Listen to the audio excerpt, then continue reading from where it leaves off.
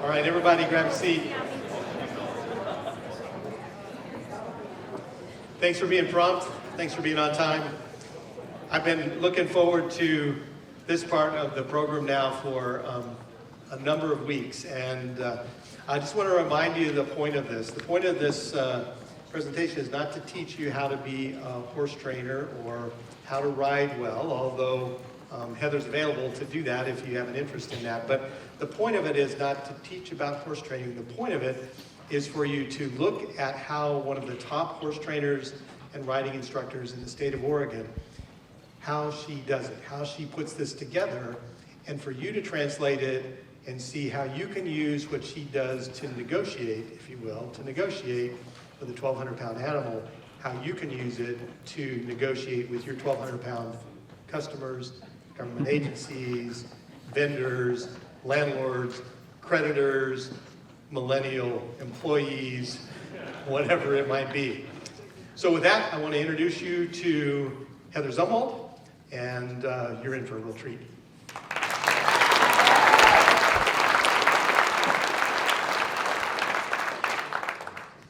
Good morning. Good morning. First, I just want to say thank you. Thank you for participating today. It takes a lot to step out of your comfort zone and participate in something that you've never been in. So if this is your first time, thank you for coming. If you're coming back, thank you for coming back. And I'm excited and blessed by this room right now. What are you going to learn? I am a millennial. I am 5'4", 120 pounds, and I wrestle 1,200-pound animals for a living. There you go. Take what you will out of that. A little bit about me really quick. This is my husband, Sean. He's also here this morning. We've been married, a while. To be fair, both of us forget our anniversary most of the time, so it's great.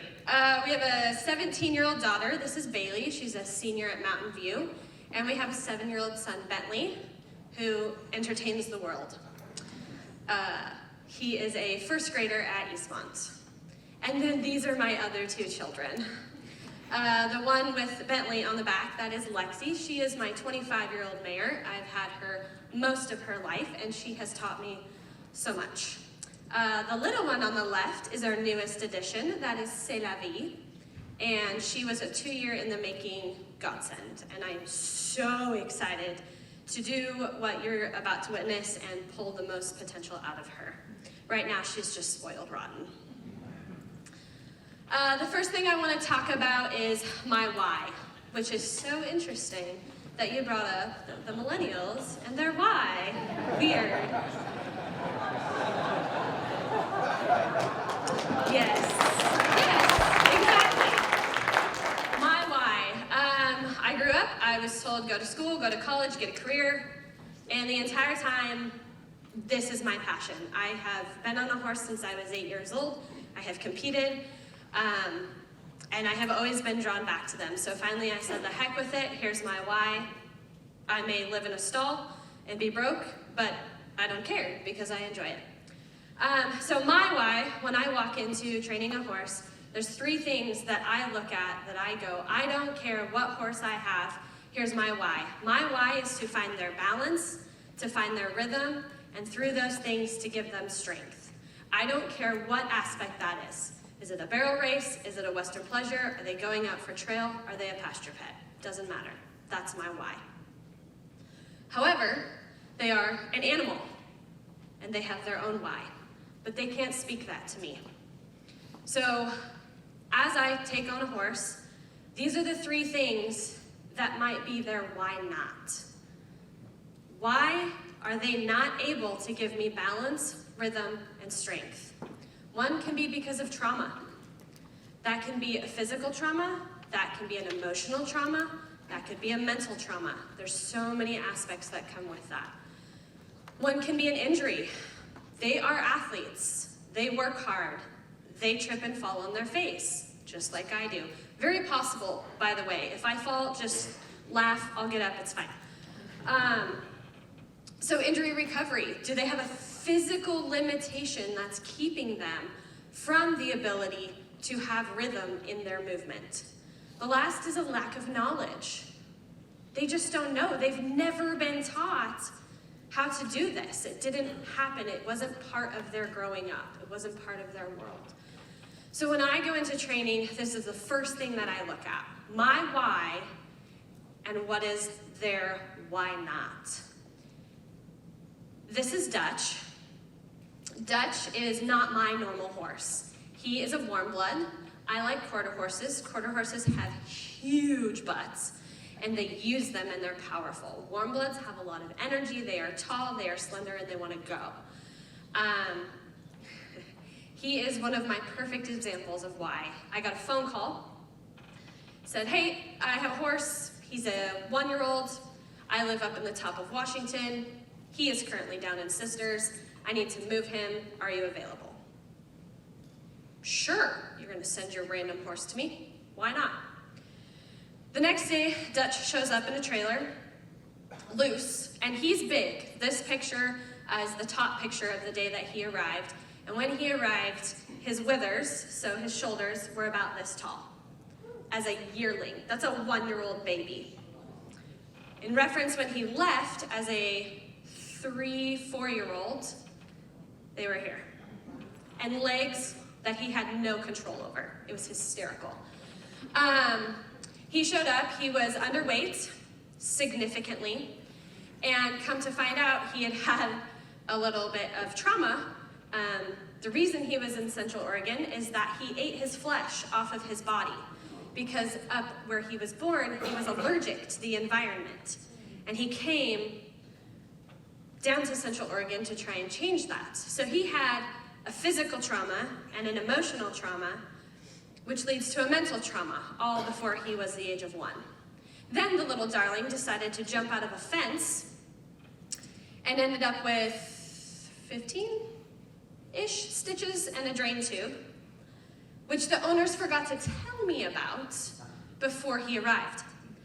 And so most of that had been fixed before he arrived, and they're like, oh, the vet's coming, and I'm like, to take what stitches? There's not a stitch on this horse. So as we go through, every single time we made forward movement with this horse, I took a step back. In understanding what his trauma was, I was able to work with him and help him grow into this incredible horse who is now in the jumping world.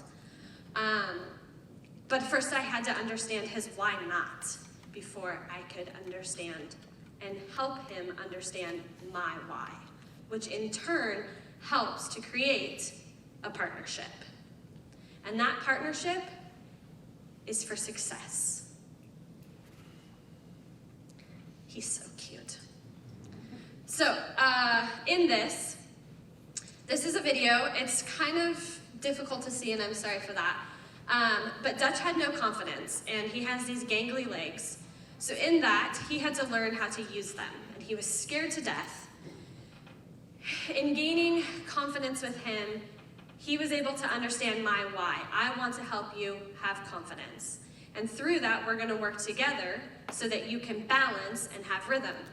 Now I'm using a whip here. A whip is an extension of my arm. I don't use that any harder than I would my hand. But it gives him guidance to help support him through that, to understand he can do what is difficult. He can do something that mentally he had no idea he could do. Something as simple as walking through a puddle. Never would he have done that in the beginning. He would have jumped it and probably ended up with more stitches. Oy vey. Get a horse, they said. Number 2, the second thing that I have to communicate with my horse is boundaries. Boundaries are so important. They help create clear and concise communication. So I use several different things when I set boundaries. One of them is a verbal. I can get very loud, very fast. I can also get very quiet, very fast. And part of that depends on what that horse needs. The second is my body language. Lexi, who you saw in the beginning, I can pull that horse out and we can go do incredible things, and never once am I connected to her in a physical way. I can take and walk her, stop her, turn her, back her, go fast. Because she's learned what my body language means is a boundary for what she is supposed to do. The other thing is consistency. Kind of like going to the gym, which I don't do. You have to be consistent in it. I go to the gym, it just looks different. So how I use these boundaries to help my horse is through leverage, tools. You saw a whip. Whip is an extension of my arm. Sometimes there is a spur. This gives extra support to my leg to encourage the horse to move forward. Some of this comes through persistence. It's very difficult to take a horse who outweighs you and ask them to move in a physical movement. So that means that my arm is held like this for sometimes up to 15 to 20 minutes while I use my leverage to engage a horse and show them the boundaries to step forward. It takes physical strength, but it also takes persistence. The other thing that we talk about is my body position. And I'm going to show you a video of this. And it's, I'm gonna let you watch it, and then I will kind of talk through what I did. But the thing I want you to remember is that a small boundary push can lead to significant boundary breaks. And so for me, I have to create those boundaries, and even if it is the slightest energy forward that that horse is trying to challenge, I have to set that boundary time and time and time again. And that horse learns, absolutely no, that's a hard no, even though it might seem like an easy wiggle around. This is Jazz. She is a Mustang. She was from Murders Creek. So she was wild when we got her. She was one of a project for one of my students. And this horse is incredible. Mustangs are some of the quickest learners, which can be detrimental in a negotiation. If somebody finds your hole, they know how to take it super quick. Horses are even better at it, and Mustangs, I would argue, are the best. So she's learned to have boundaries. The reins on her sides, strap around her belly, help guide those boundaries in exactly where I want her to move so that she can attain balance and rhythm and coordination to step forward into her best job. This is Cody. Cody is a 2-year-old. He was almost untouched when I got him. And this is in the beginning of his training, learning boundaries in what I'm asking for. So here he understands I have a lead rope. Here he tests a boundary with his head. So I immediately grab this lead rope and his halter.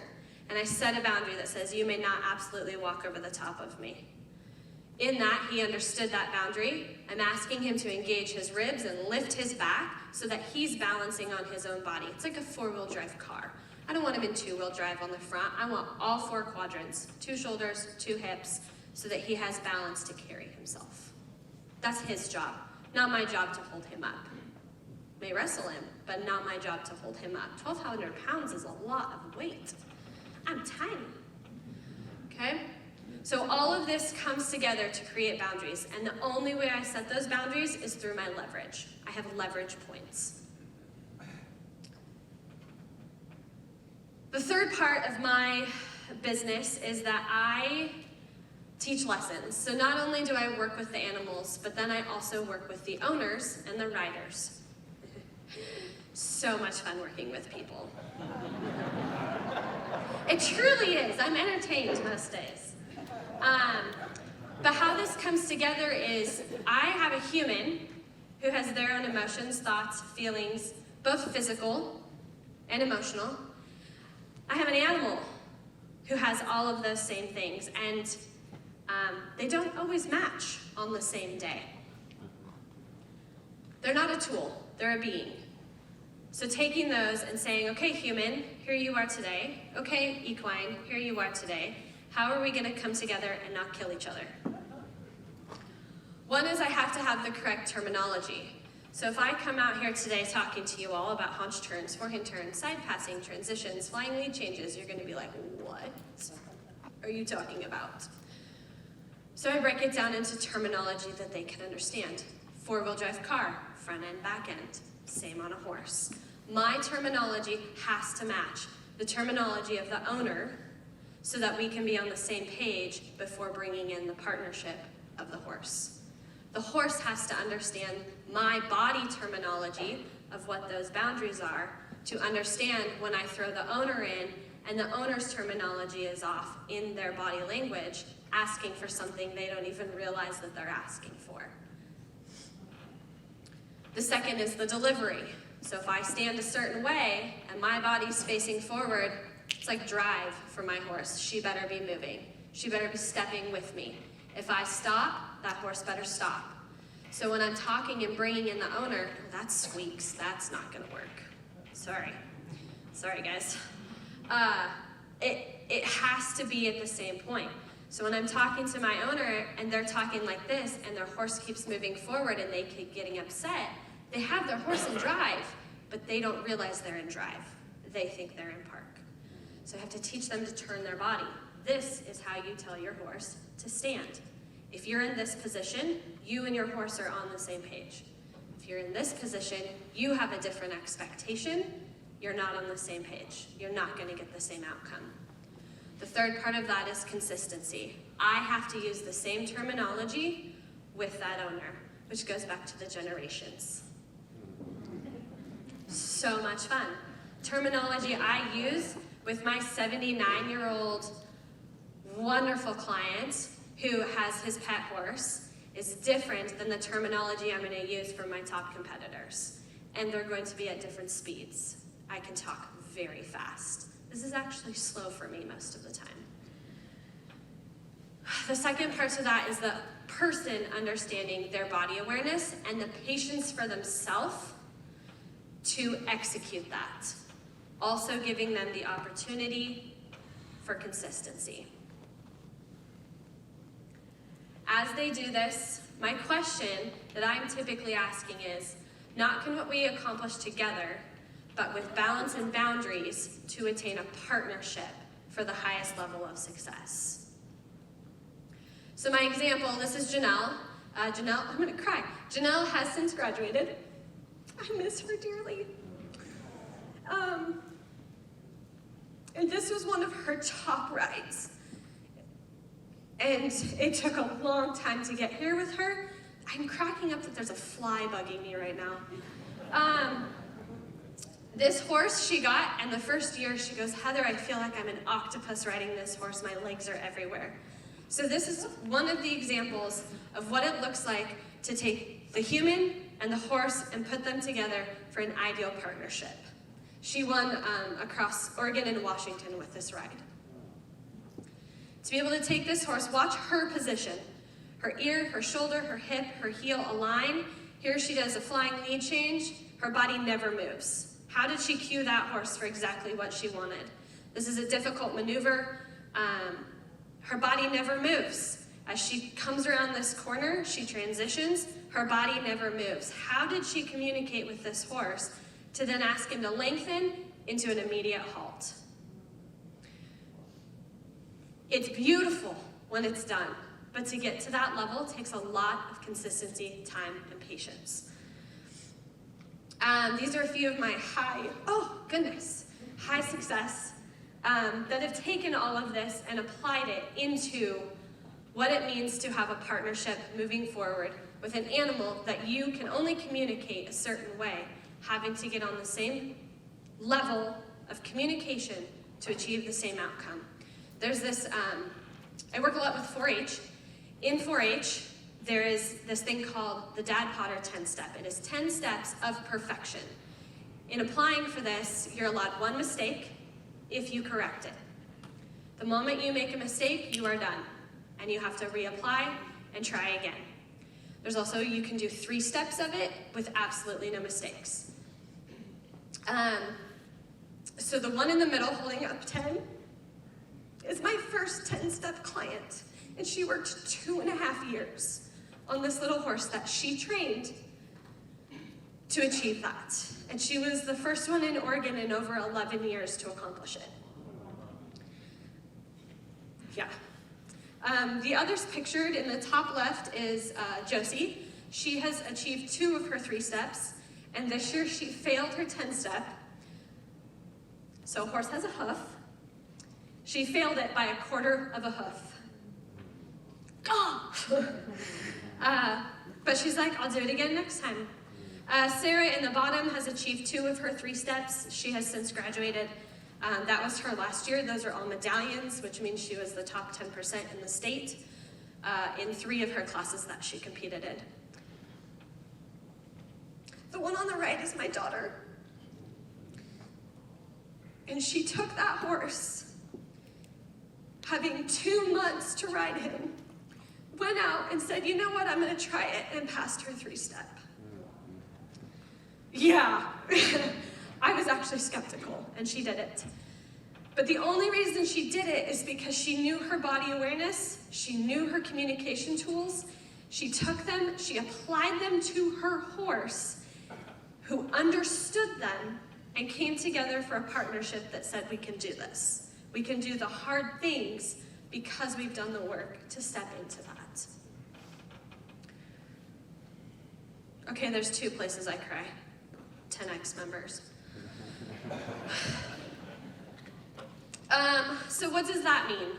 So partnership for success at the highest level.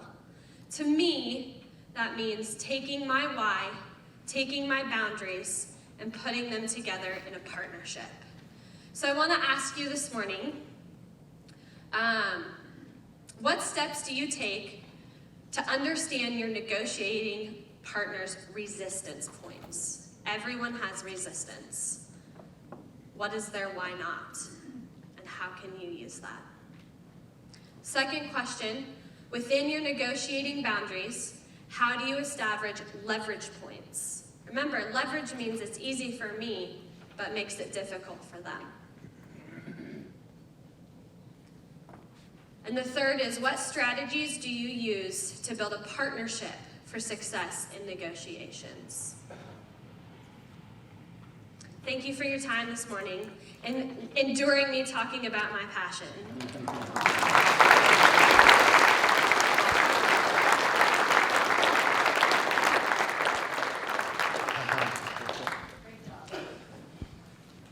Anything to work with there?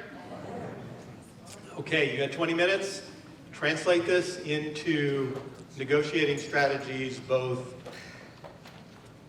competitive, unique, and breakthrough strategies. Make the metaphor work for you. We'll be back in 20 minutes, and we'll wrap up the day.